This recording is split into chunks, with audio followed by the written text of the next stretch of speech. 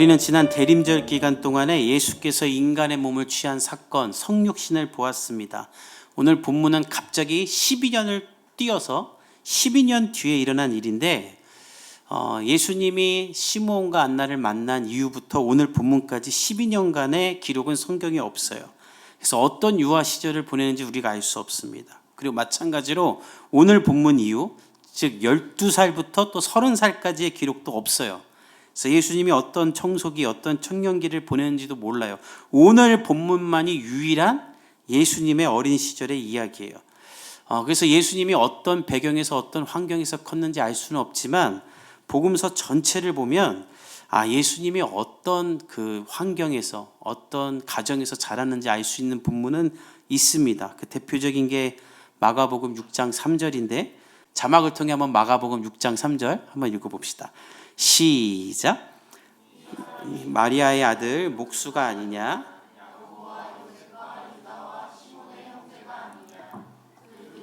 우리와 함께 여기 있지 아니하냐 하고 예수를 배척한지라.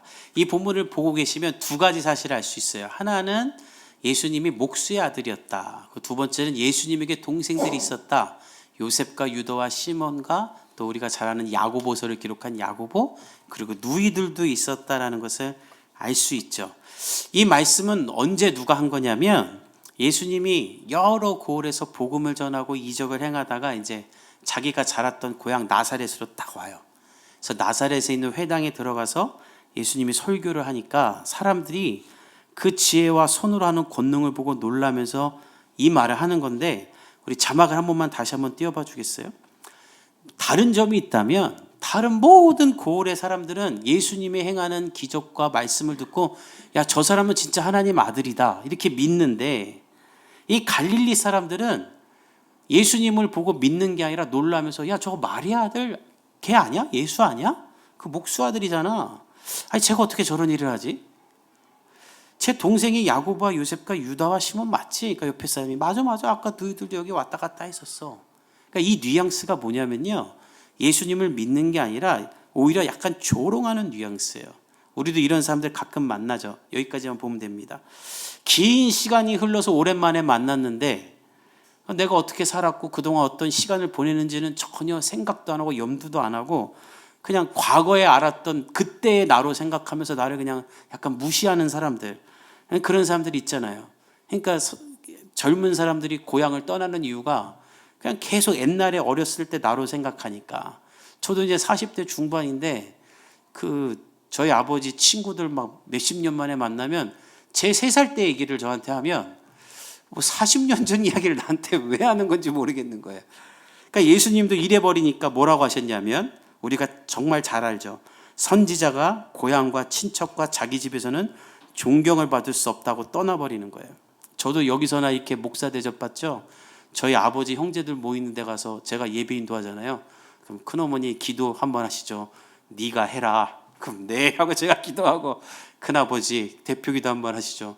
그것도 네가 해라. 네 하고 막 그래요. 그러니까 예수님도 그 말 한 거예요. 그리고 떠난 건데, 그럼 이 사람들이 예수에 대해 어떻게 이렇게 자라났을까? 학자들에 따르면 갈릴리 나사렛에 사는 인구가 20가구, 30가구밖에 안 됐답니다. 그러니까 많이 살아야 100명이에요. 그러니까 그 동네 사람들끼리 서로 다 하는 거예요. 그래서 오늘 이 본문에 보면은요, 이 사람들이 예수에 대해 모르는 게 없을 정도로 다 말하는 건데, 약간 배척하고 조롱 섞인 말이지만 여기서 얻을 수 있는 정보가 있죠. 첫째는 예수님이 아주 작은 마을, 촌동네에서 살았다라는 것, 그리고 목수의 아들로 자랐다는 것. 유대인들은 대대로 자기가 갖고 있는 기술이 생계를 유지할 수 있는 기술이면 무조건 전수를 했답니다. 그러니까 나중에 뭐가 되든 간에 이 기술 하나는 알고 있어라. 우리 어렸을 때 기술 배워야 된다 막 말하고 자격증 많이 갖고 있어라고 어른들한테 배웠던 것처럼, 나중에 네가 뭘 하든지 간에 아빠가 갖고 있는 기술 하나 배워라. 그럼 절대 굶진 않으니까. 그래서 사도 바울, 그 당대 최고의 학자였던 사도 바울도 텐트를 만드는 기술을 갖고 있었던 게 아빠한테 그거를 배웠던 거예요. 그래서 학자들은 예수님도 분명히 목수였을 것이다. 그런데 중요한 건 20, 30가구 사는 나사렛에서 목수를 하면 먹고 살 수 있었을까? 그러니까 학자들은 불가능했을 것이다. 뭐 맨날 집 짓는 것도 아니고 부동산이 있는 것도 아니고. 그래서 대부분의 학자들은 예수는 나사렛에서 7km 떨어진 세포리스라는 국제 도시에서 일을 했을 것이다 라고 주장을 합니다. 이 도시는 3만 명 넘게 사는 많은 사람들이 오가는 도시였는데 돈이 많이 도니까 집도 나무가 아니라 돌로 지었대요. 그래서 학자들은 예수님이 돌 다듬는 일도 했을 것이다 라고 이렇게 얘기를 합니다. 돈이 있을수록 나무보다 이렇게 돌을 깎아서 집을 만드니까. 그러니까 정리하면 예수님은 식민지 시대에 태어나 20-30가구 사는 아주 가난한 총동네에 살면서 몫으로 나무 깎고 돌 깎고 고된 일을 하는 아주 힘든 일을 하면서 어린 시절을 살았다라는 거예요. 그리고 뿐만 아니라 멸시와 조롱도 당했는데 아까 읽어봤지만 유대 문화에서는 절대 누구누구의 아들을 말할 때 엄마 이름을 말하면서 아들을 말하지 않습니다. 이거 마리아의 아들 아니냐 이렇게 하지 않아요. 요셉의 아들 아니냐 이렇게 말해야 돼요. 근데 아까 본 것처럼 마리아의 아들 아니냐, 그 아버지는 목수 아니냐, 아버지 이름은 안 불러요. 마태복음에서는 순서만 바뀌어요. 그 목수의 아들 아니냐, 그래 마리아의 아들이다. 그러니까 마을 사람 누구도 예수를 요셉의 아들로 인정하지 않았던 거예요.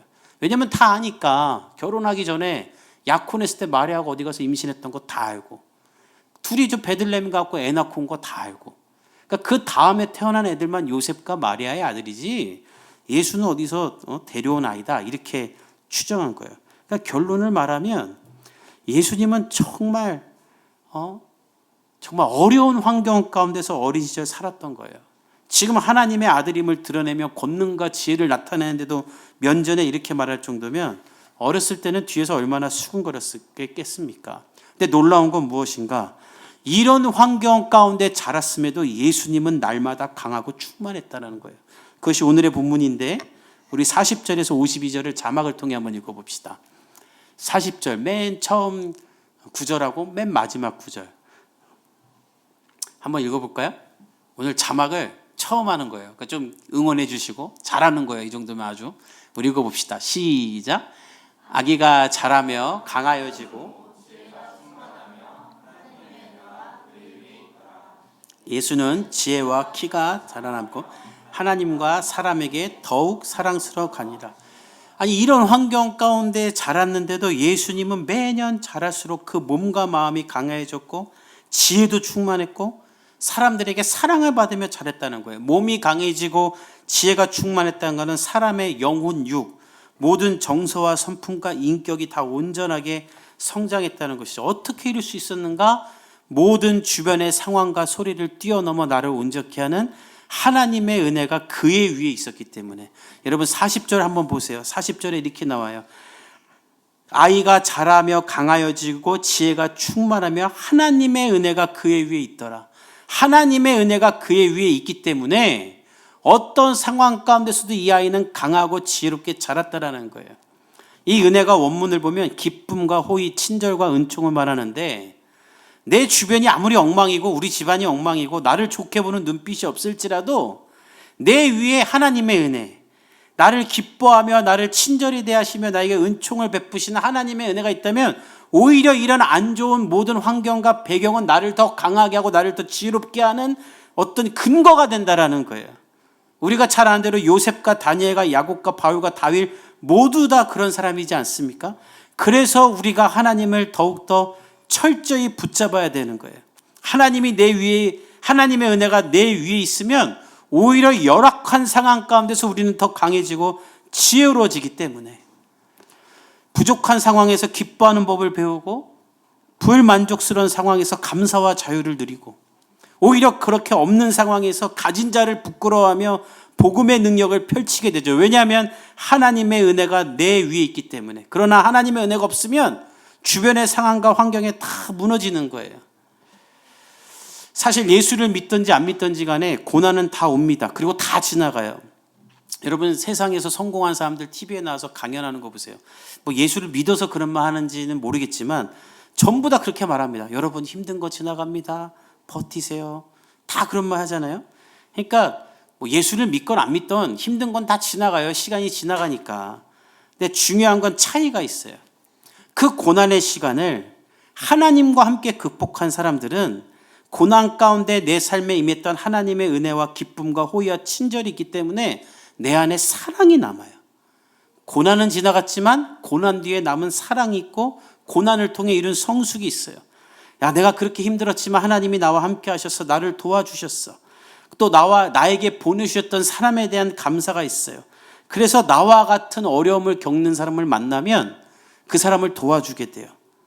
고난을 원망과 분노가 아니라 하나님의 사랑으로 극복했기에 좋은 성품이 자리 잡게 되어서 나와 같지 않은 사람을 이해해주고 평가하지 않고 질책하지 않고 기다려주고 감싸주죠.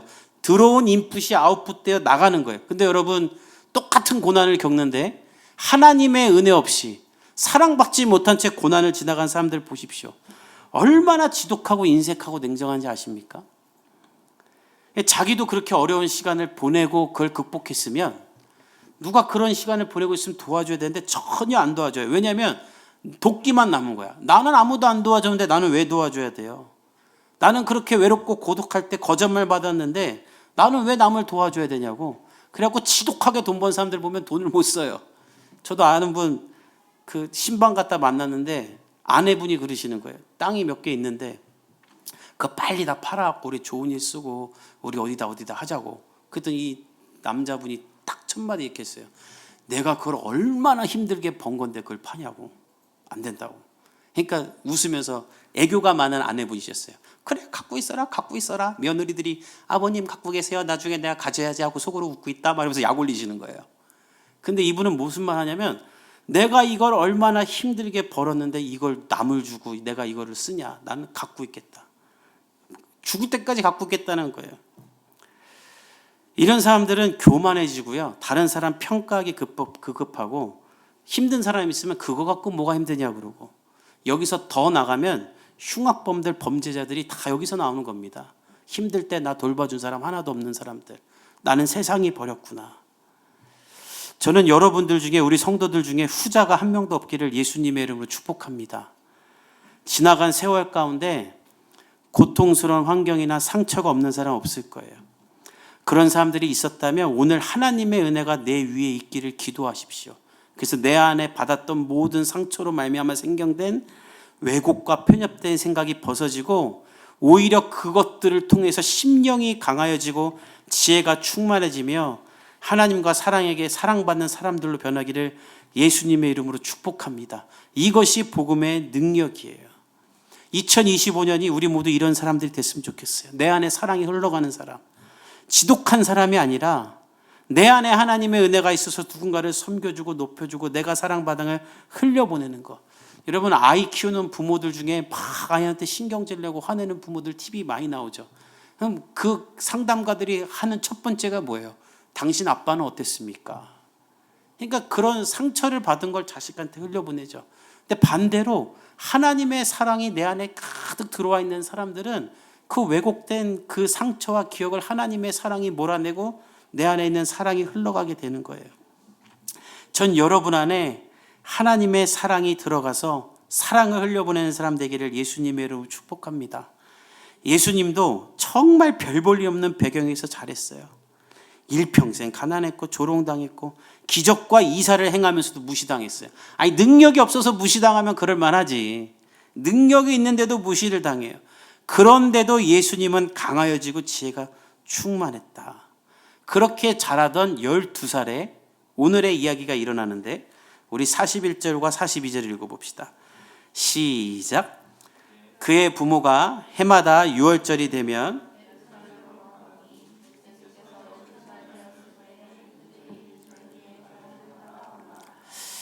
본문에 보면 해마다 그의 부모가 6월절이 되면 예루살렘에 갔다라고 말하죠. 출애굽기 23장과 신명기 16장에 보면 유대 남자 중에 13살 이상이 되면 이스라엘의 3대 절기인 6월절, 오순절, 초막절을 꼭 예루살렘에서 지켜라 라고 했습니다. 근데 이스라엘이 완전히 멸망해서 사람들 포로로 끌려가고 뿔뿔이 흩어지면서 이거를 뭐 지킬래야 지킬 수가 없는 거예요. 안 지키는 게 아니라 지킬래야 지키기가 너무 힘든 거예요. 그런데 그 중에서 신실했고 하나님을 사랑했던 경건한 사람들은 야, 우리가 다른 건 몰라도 6월절 애굽에서 우리를 구원해주셨던 그 하나님의 사랑을 기억하는 그 6월절만큼은 우리가 예루살렘에 가서 지키자라고 애쓰던 사람들이 있었답니다. 마리아와 요셉이 그 중에 하나였던 거예요. 그래서 그들은 매년 나사렛에서 예루살렘까지, 제가 어저께 구글 지도로 검색해 보니까 150km예요. 150km를 매년 왔다 갔다 하면서 유월절을 지킨 거예요. 이건 철저히 지켜야 된다. 그러니까 여러분, 신앙교육은 다른 게 아니라 여러분들이 매 주일 교회 오가는 그 걸음, 그게 여러분들의 자녀들에게 주는 가장 귀한 신앙교육인 줄 믿습니다. 우리 엄마 아빠는 주일 되면 멀어도 교회 가는구나. 그러니까 애들이 나중에 어려움이 생기거나 인생에 방황이 생길 때 엄마 아빠가 행했던 그걸 보고 그렇게 행하게 되는 거예요. 그걸 부모에게 배운 거예요. 그래서 어떻게 됐는가? 이런 마리아와 요셉 때문에 훗날 예수님의 동생이었던 유다와 야고보가 성경을 기록하게 되는 거예요. 성경책에 유다서와 야고보서 있죠. 그건 예수님 제자가 아니에요. 예수님 동생들이에요. 처음에 예수님을 미쳤다라고 말했던 사람들. 근데 나중에 그들이 예수님을 메시아라 인정하게 되고 성경을 기록하게 됐던 이유는 이런 부모의 철저한 신앙 교육 때문에 그들이 몸으로 전수받아 이렇게 한 거예요. 전 여러분들도 이렇게 신앙을 전수하는 사람들 되기를 예수님의 이름으로 축복합니다. 그래서 150km로 와서 유월절 지키는데, 특별히 오늘 12살이다라는 말을 기억한 이유는 아까 말했던 것처럼 13세부터 성인으로 간주하면서 이제 유대인의 사회 구성원으로 인정을 해주는데, 그 전에 12살부터 1, 2년 정도 성인식 같은 것을 치른다고 합니다. 우리나라로 치면 회당의 회원이 될 수 있는 자격을 얻기 위해 1, 2년 정도 공부하는 시간을 갖도록, 우리 뭐 세례 교육하듯이 아마 예수는 그런 일을 했던 것 같아요. 그리고 다 끝나고 이제 돌아가는데 예수님이 그 돌아가는 길에서 이탈해 버려요. 우리 43절에서 45절 읽어봅시다. 시작. 그 날들을 마치고 돌아갈 때에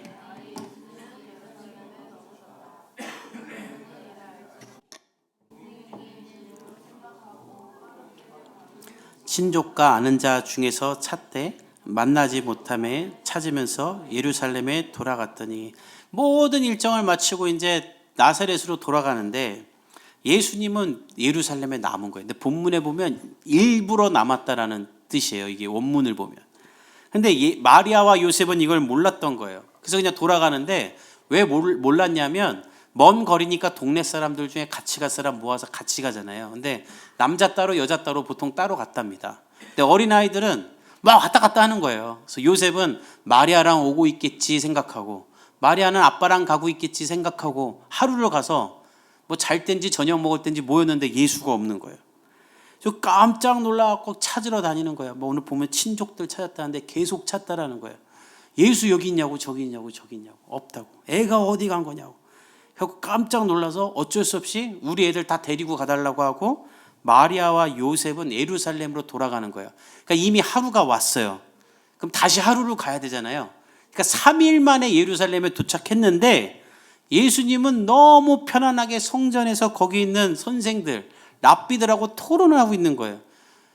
저였으면 진짜 속이 뒤집어졌을 것 같은데, 그 본문 우리 한번 읽어봅시다. 46절에서 47절 읽어봅시다. 시작. 사흘 후에 성전에서 만난즉 그가 선생들 중에 앉으사 그들에게 듣기도 하시며 묻기도 하시니 듣는 자가 그 지혜와 대답을 놀랍게 여기더라. 3일 만에 와서 예루살렘에 딱 왔더니 예수님이 그냥 저기서 당대 최고의 학자들하고 토론을 하고 있는 거예요. 그러니까 예수님은 일부러 이것을 위해 안 갔던 건데, 우리가 여기서 좀 의문이 생기죠. 아니 12살짜리 애랑 무슨 박사들이 토론을 해주냐, 아무리 예수님이어도 할 텐데.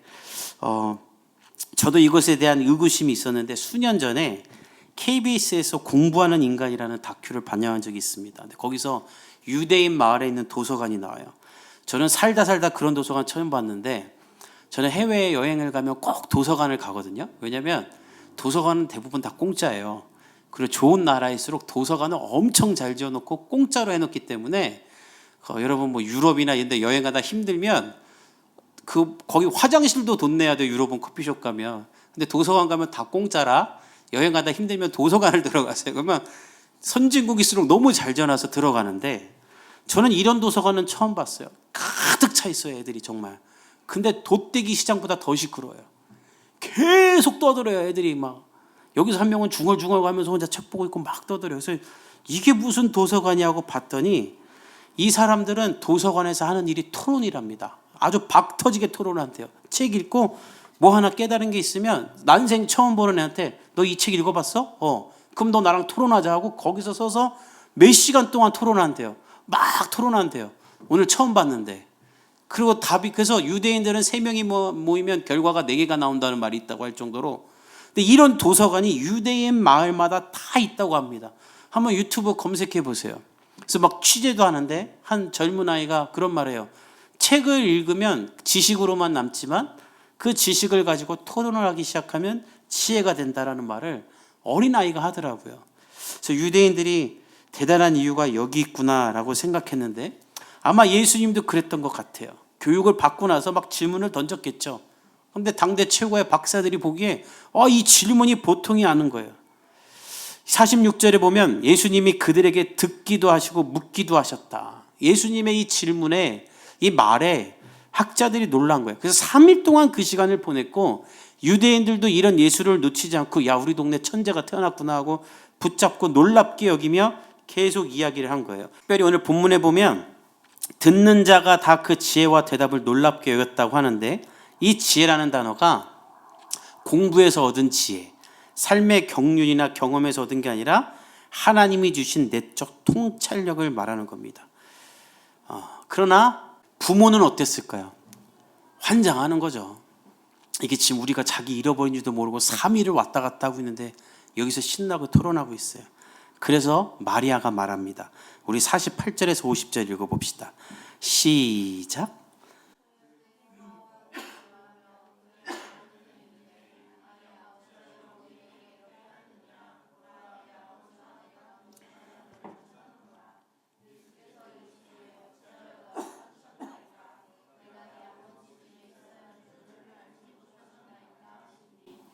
그 부모가 그가 하신 말씀을 깨닫지 못하더라.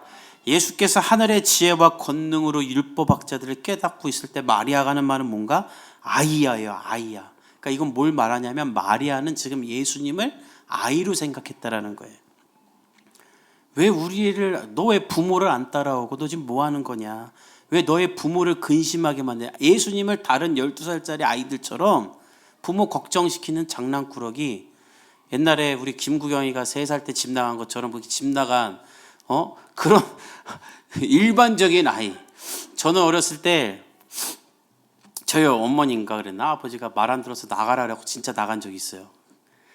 그러면 안 되잖아요. 여러분들도 다 말 안 해서 그렇지 그런 거 있지 않아요? 어렸을 때 정말 말하기 부끄러운 그런 거? 예수님을 그런 우리랑 똑같은 아이로 생각했던 거예요. 그러니까 예수님이 어떻게 말씀하시냐면 어머니를 향해 49절에 보면 어찌하여 나를 찾으셨나이까? 내가 내 아버지 집에 있어야 될 줄 알지 못하셨나이까? 그러니까 이 말은 예수님이 마리아를 일깨우는 거예요. 나를 당신의 아들로만 생각하지 마십시오. 어떤 학자들은 아버지의 집이 아니라 아버지의 일을 해야 될 줄을 모르겠습니까? 라고 해석돼요. 왜냐하면 이 율법학자들의 토론을 통해서 나중에 예수님은 율법학자들이 어떤 말씀으로 사람들을 가르치는지를 알고 그들의 말씀 중에 잘못된 것을 복음으로 일깨우시는 일을 하지 않습니까? 예수님이 그런 말을 다 하셨던 거예요. 그러나 50절에 보면 부모들은 이 말을 깨닫지 못했다. 얼마나 예수가 어려웠겠어요. 내 배에서 났는데 내 아들은 아니야. 하나님이야. 얼마나 어려웠겠어요. 육신으로는 내 아들이나 온 인류를 구원할 자임을 잊지 마세요라고 예수는 말하는 건데 그러나 마리아는 이게 받아들이기 어렵겠죠. 그런데 예수님이 얼마나 지혜로우신 분인가. 우리 51절을 한번 읽어봅시다. 시작. 예수께서 함께 내려가사 나사렛에 이르러 순종하여 받드시더라.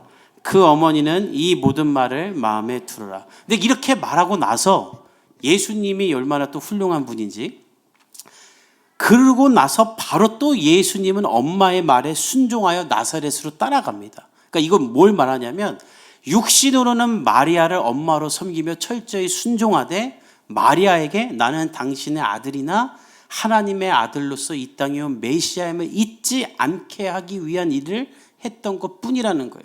즉 예수님은 어렸을 때도 예수님이었다라는 거예요. 그리고 마리아는 그 모든 말을 마음에 두니라. 이게 마리아를 정의할 때 가장 많이 나오는 말이죠. 항상 천사가 한 말을 마음에 두니라. 목자들이 한 말을 마음에 두니라. 동방박사가 한 말을 마음에 두니라.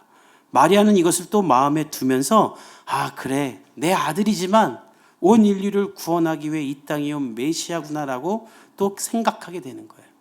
그리고 예수님은 18년의 시간을 성장하게 되는데 우리 52절을 한번 같이 읽어봅시다. 시작. 예수는 지혜와 키가 자라가며 하나님과 사람에게 더욱 사랑스러워 가시더라.